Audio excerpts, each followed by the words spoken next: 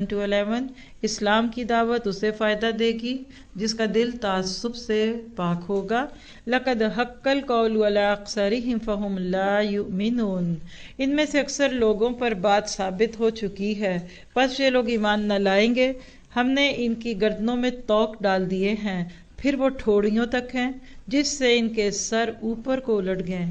گلے میں توق ہوتا ہے نا، کوئی گلو باندھی چوڑا سا پہننا ہو نا تو گردن نیچی نہیں ہوتی، تو اللہ کہتے ہیں یہ جو تعصب کے توق ہے نا، یہ ہماری جماعت، ہمارا فرقہ اور ہمارا باپ دادا اور ہمارا یہ توق ایسا ہے کہ بندے کو جھکنا ہی نہیں دیتا، اور دعا کیجیے اللہ ہمیں اس توق سے محفوظ رکھے۔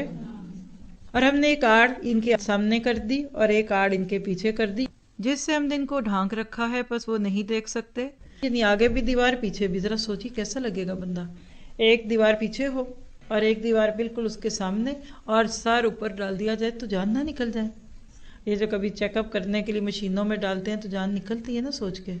تعصب ایک ایسی ہی بری دیوار ہے، اپنی نیکیوں کو بندہ گٹر میں بہا رہا ہوتا ہے، نیکی کا موقع نہیں لینا، صرف اس لیے کہ آپ ہمیں اچھے نہیں لگتے، آپ کے لیے ہمارے پاس کوئی جگہ ہی نہیں ہے، آپ کو ہم یہ نہیں دے سکتے، وہ نہیں۔ اپنے اوپر اور اپنے باپ دادا پہ انسان ظلم کرتا ہے کئی دفعہ نیکیوں کے مواقع کو ضائع کر کے۔ مکہ والوں نے کچھ ایسا ہی کیا تھا۔